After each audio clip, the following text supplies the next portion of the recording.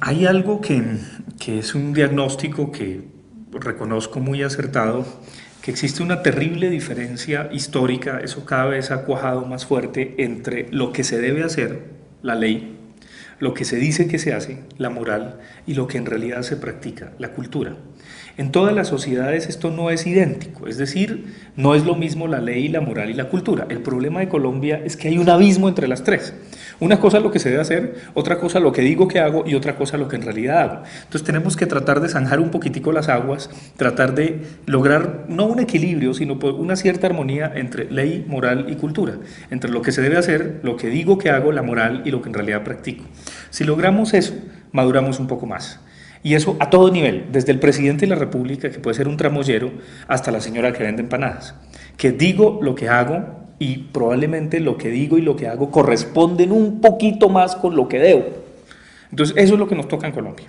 Y eso a todo nivel. Creo que una gran enseñanza que se puede sacar en este momento de la economía del narcotráfico, de la economía de la guerra, de la economía del ilícito, de la economía del contrabando y sobre todo de una inversión que a ojos del mundo puede ser muy chistosa, que es lo que pasó con las pirámides económicas que cayeron terriblemente, que la gente invertía en alguien que le prometía 100, 200, 300% de intereses con algo que prestaba y que obviamente tenía que ver mucho con el ilícito, pues hay que jugar limpio.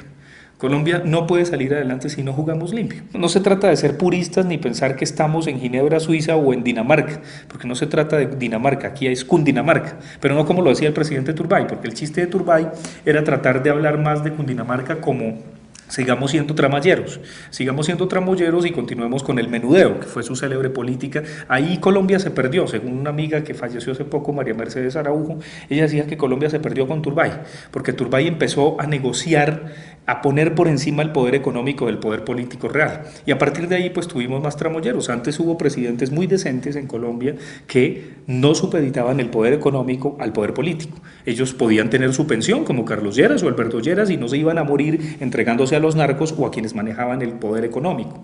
Eso ocurrió después de Turbay. Me parece que ese diagnóstico es muy acertado, de María Mercedes Araujo, que entre otras cosas quería sacar un libro llamado El país que no quiero que hereden mis nietos. Bueno, eso se quedó en veremos. Una amiga periodista sacó un libro que se llama La oligarca rebelde, unas conversaciones con ella a partir de lo que pensaba y de la gente que albergó en su caso a De Santana y toda su relación con la izquierda colombiana, etcétera, etcétera. Pero cierro ese paréntesis y vuelvo a esa honestidad fundamental. Requerimos pues ser honestos. Si me equivoco, no echarle la culpa al vecino, decir, sí, me la embarré, perdónenme. Y algo que es muy importante es que tenemos que cambiar culpa por vergüenza. Este país es heredero de una tradición judeocristiana, católica, rococó española, deplorable. Es un cristianismo culposo, es un cristianismo de látigo, es un cristianismo que nos azota, que nos hace sufrir. Jesús está siempre coronado de espinas, martirizado, la Virgen detiene la ira del Padre Celestial. O sea, ese imaginario es muy complicado, se parece al de Bernarda Alba, que eso es por allá una serie del barroco español. Entonces yo creo, desgraciadamente no nos llegó un cristianismo gozoso, un cristianismo tranquilo, un cristianismo que nos hiciera dar pena y no culpa. Entonces creo que en Colombia hay que cambiar culpa por vergüenza. Si nos apenamos un poquitico, si nos da pena ser tramoyeros, yo creo que el mundo es distinto para los colombianos y el país tiene más opciones. Entonces nos toca ser más honestos, uno, equilibrando ley, moral y cultura o armonizando un poquito mejor ley, moral y cultura, dos, cambiar culpa por vergüenza y tres, saber una vez más que somos inmaduros y que nos toca madurar.